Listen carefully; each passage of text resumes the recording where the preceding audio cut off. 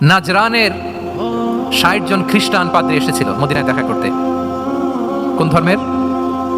খ্রিস্টান। সবাই আওয়াজ করে বলুন, কোন ধর্মের? খ্রিস্টান। এখন এত মানুষকে সম্মানিত মেহমান কোনি কোথায় বসতে দিবেন? পরামর্শ করলেন কোথায় বসতে দেওয়া যায়। এক সাহাবী বলে, আমার কাছে কিছু খেজুর পাতা আছে, ওটা বিছায়া একটা জায়গা করে ওখানে বসি। রাসূল সাল্লাল্লাহু আলাইহি ওয়াসাল্লাম বললেন, না, দামি মেহমান, এটা হয়। আরেকজন বলে, বিকেল বেলায় তো সূর্য পড়ে যাবে, পাহাড়ের ছায়ায় উহুদ পাহাড়ের ওই পাশে যেয়ে বসি। রাসূল সাল্লাল্লাহু আলাইহি ওয়াসাল্লাম বললেন, না, এটাও তো হয় না। বলতে বলতে ওই ৬০ জন পাদ্রী চলেই আসছেন এই মানে বিদেশি মেহমান, ফরেন ডেলিগেশন। কি করবেন? রাসূল সাল্লাল্লাহু আলাইহি ওয়াসাল্লাম ৬০ জনকে মসজিদের নববীর ভেতরে নিয়ে বসালেন। সুবহানাল্লাহ পড়তে পারলেন না?